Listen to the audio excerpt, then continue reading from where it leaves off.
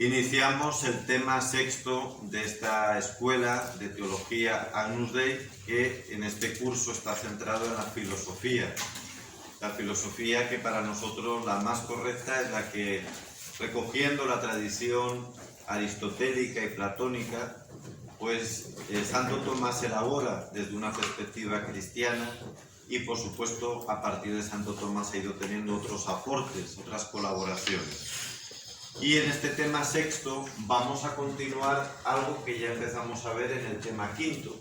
En el tema quinto hicimos una presentación de la metafísica, cuál es el objeto de la metafísica y algunos de sus principios fundamentales. Es lo que hemos denominado presentación de la metafísica. Esto sería el tema quinto. Hoy en este tema sexto vamos a tratar en sucesivas lecciones, esta sería la primera por tanto, otras dos partes de la metafísica. Sería la teología natural o teodicea, que a su vez se subdivide en dos. Vamos a ver la existencia de Dios y en segundo lugar la naturaleza de Dios.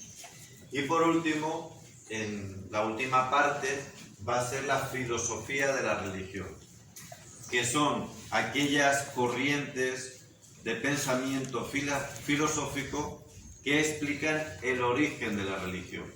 ¿De dónde viene la religión? El ser religioso del ser humano.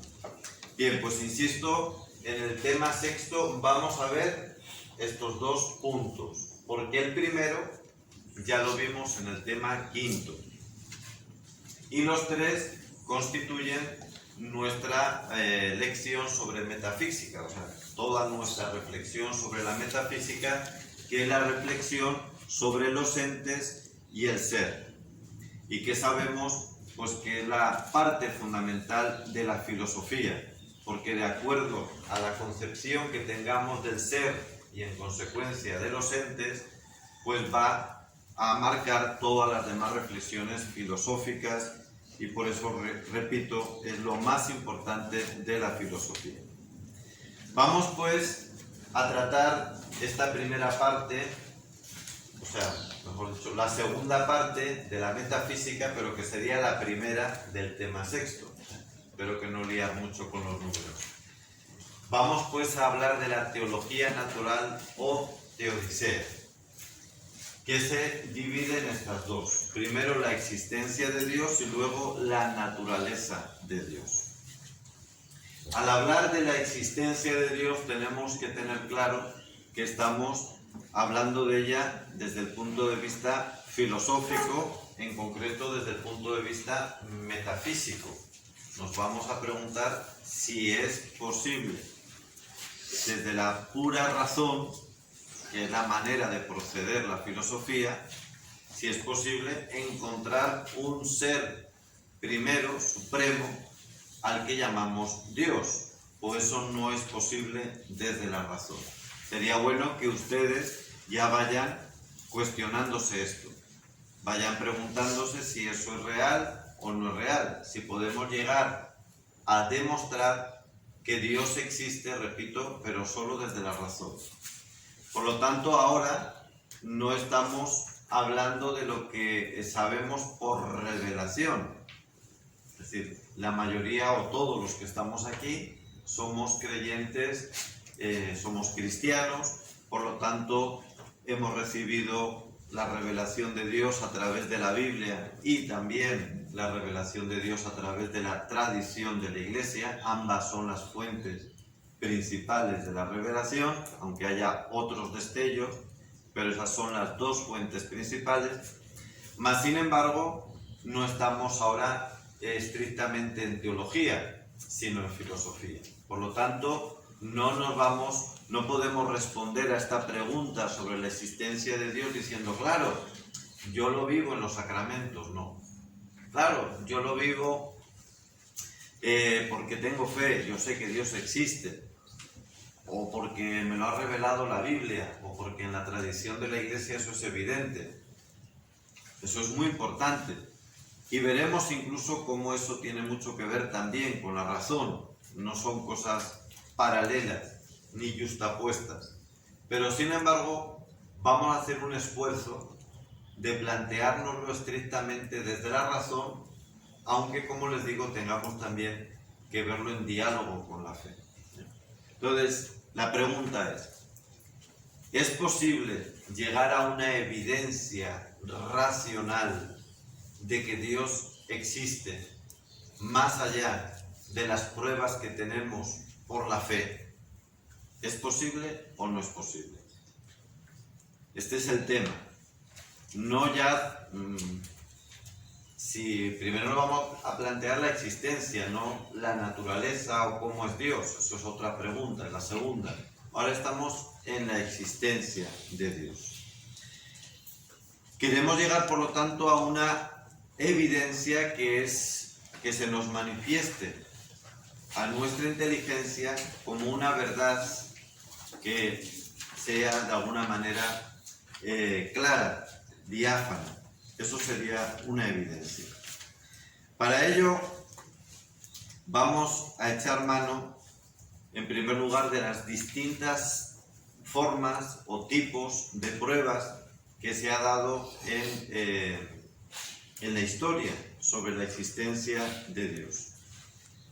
Porque antes de saber cuál es la naturaleza de un ser, dice Aristóteles y también Santo Tomás, antes de eso hay que saber si existe ese ser.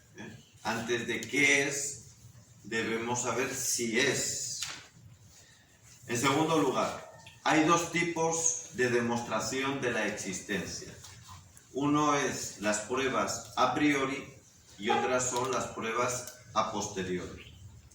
A priori es cuando ya parto de un concepto y busco que ese concepto se demuestre con una prueba, pero de la cual, como yo ya tengo un concepto previo, por eso se llama a priori. Voy de la causa a buscar los efectos, pero parto de la causa. Eso es una prueba a priori. Va de la causa a los efectos. Las pruebas a posteriori van al revés.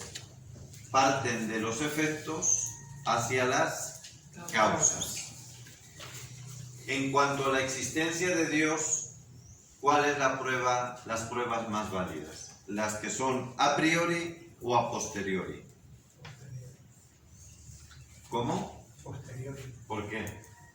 Porque lo podemos visualizar analógicamente a través de la naturaleza. Muy bien, ha hecho un razonamiento muy bueno. Efectivamente, aunque nos parezca extraño, yo esperaba que me iban a responder más bien que las pruebas tenían que ser a priori, en realidad tienen que ser a posteriori, aunque también hay alguna prueba a priori, pero es más discutida. ¿Por qué a posteriori? Porque efectivamente nosotros, en principio, nosotros no podemos entrar en la mente de Dios, son dos naturalezas completamente distintas. Entonces, si no es por los efectos, no podemos llegar a Dios. No podemos llegar directamente más que a través de sus obras.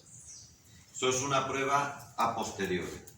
Y son las que más valen, las más evidentes, para demostrar la existencia de Dios.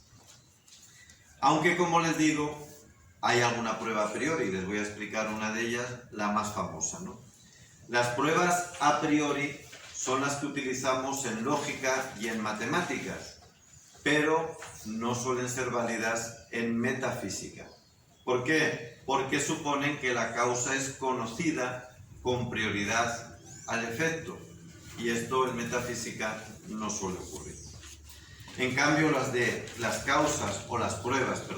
pruebas a posteriori, ya hemos dicho, parten del efecto para ir a la causa y por eso gozan con el rigor gozan del rigor del principio de causalidad, que el otro día, en la introducción o presentación de la metafísica, vimos que era uno de los principios fundamentales de este saber filosófico, la metafísica.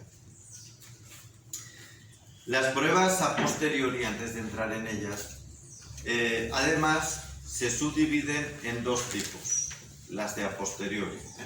Por lo tanto tenemos pruebas a priori y a posteriori, ¿no? Vamos a seguir ¿cuál, Odadi? A posteriori. Las pruebas a posteriori pueden ser de dos tipos. Pueden ser metafísicas o morales. Las metafísicas parten del ser del mundo. Por eso se llaman metafísicas. Metafísica es la ciencia del ser, la pregunta sobre el ser. Entonces, hay pruebas a priori que parten de los efectos, pero del ser de las cosas. No meramente de la apariencia, sino del ser de las cosas. Esas son pruebas a posteriori metafísicas. Y las hay también pruebas a posteriori morales. Que las morales parten de la disposición humana, del comportamiento humano, y no tienen, por lo tanto, rigor metafísico. Es decir, solo nos pueden llevar a una certeza moral, no a una certeza metafísica, aunque sí que pueden darnos pues una cierta convicción subjetiva, nos pueden dar de alguna manera pues nos pueden dar solidez, pero no nos dan esa certeza metafísica que nos dan las pruebas a posteriori metafísicas. Antes de entrar a las pruebas a posteriori, tanto las metafísicas como las morales, más lógicamente vamos a centrarnos en las metafísicas, porque son las que más certeza nos dan. Es en las que más nos vamos a centrar. Pues antes de eso, vamos a ver también una prueba a priori de la existencia de Dios. La prueba a priori, ahora vamos a la a priori porque les he dicho que había también alguna prueba de la existencia de Dios a priori. Vamos a verla antes de detenernos más, que va a ser lo que más nos va a ocupar en esta lección o en todo este tema. Vamos a hablar sobre todo de las pruebas a posteriori metafísicas. Pero para que conozcan una prueba a priori, vamos a exponer la más conocida, la más importante probablemente, que es la que se llama el argumento ontológico de San Anselmo de Canterbury. Aunque lo han planteado otros, ¿verdad? El argumento ontológico. Pero el que mejor lo expuso, el más famoso, es San Anselmo de Canterbury, que vivió en el siglo XI, concretamente entre 1033 y 1109, o sea que ya muere a inicios del siglo XII. Este argumento de la existencia de Dios a priori, llamado argumento ontológico, también ha tenido muchos partidarios en la época contemporánea, sobre todo Descartes y Leibniz, son los más famosos de sus defensores. Y San Anselmo lo expone en su libro Proslogio. Él parte de lo siguiente, parte por lo tanto de la causa porque es un argumento a priori. Dice: todos en general, hay un consenso a nivel mundial de toda la humanidad, no solo de los que vivimos ahora, sino de todas las épocas. Hay un consenso en que Dios es el ser mayor posible. Es decir, ese es un concepto que está en todos los hombres de todas las épocas. Mayor del cual no se puede pensar otro. Es lo máximo. No hay otro ser mayor que Dios. No hay otra cosa que se pueda pensar. Y si se pudiese pensar algo, pues ese sería Dios. Es decir, algo superior. Lo máximo que pensemos, lo más perfecto, ese ser es Dios. Y dice San Anselmo: pero si todos coincidimos en nuestro pensamiento que Dios es lo más perfecto, y hay algo todavía más perfecto de que lo perfecto exista en el pensamiento, y es que exista también en la realidad. Por lo tanto, si lo más perfecto es que no solo esté en el pensamiento, sino en el pensamiento y en la realidad, por tanto, ergo, argumento lógico, aplicación de la lógica, ergo, por tanto, Dios existe también en la realidad, porque existir en el pensamiento y en la realidad es superior a existir solo en el pensamiento. Y si hemos dicho que Dios es lo más perfecto que puede existir, por lo tanto tiene que existir también en la realidad. Esto es el argumento ontológico, una explicación sencilla, que aunque ha tenido seguidores, también ha tenido varios detractores, entre ellos Santo Tomás de Aquino. Antes de Santo Tomás de Aquino hubo un monje también famoso, Gonilón, que también rechazó este argumento, ¿no? Porque decía que la existencia de Dios no se puede deducir simplemente de un ser pensado. Yo no puedo decir de que ese pensamiento que yo tengo de Dios como lo más perfecto, de ahí yo necesariamente tengo que deducir la existencia, ¿eh? Pero le decía San Anselmo, ya, pero es que en el caso de Dios, el ser coincide con la existencia. Y si tú piensas ese ser tiene que existir, porque en Dios, ser y existencia es lo mismo. Acuérdense que esto ya lo hablábamos en la introducción de la metafísica. Dios no tiene ser, Dios es el ser primero, Dios es ser. En él, existencia y ser coinciden. Santo Tomás respondió a esta defensa que hizo San Anselmo frente a este monje, ¿verdad? Gonilón. Santo Tomás le decía ya un siglo después, por supuesto, o más, Santo Tomás decía a este argumento ontológico que la identidad de esencia y existencia que es Dios mismo, es evidente para él, pero no para nosotros, que nosotros la tenemos que demostrar. Porque una cosa es la existencia en sí, la evidencia en sí, y otra cosa es la evidencia para nosotros. Por eso es que el argumento a priori, el argumento ontológico de San Anselmo, aunque es valorado sobre todo por la corriente idealista, la que parte del propio conocimiento, no lo es por la filosofía realista, que es la que nosotros mantenemos sobre todo en esta escuela Agnus Dei.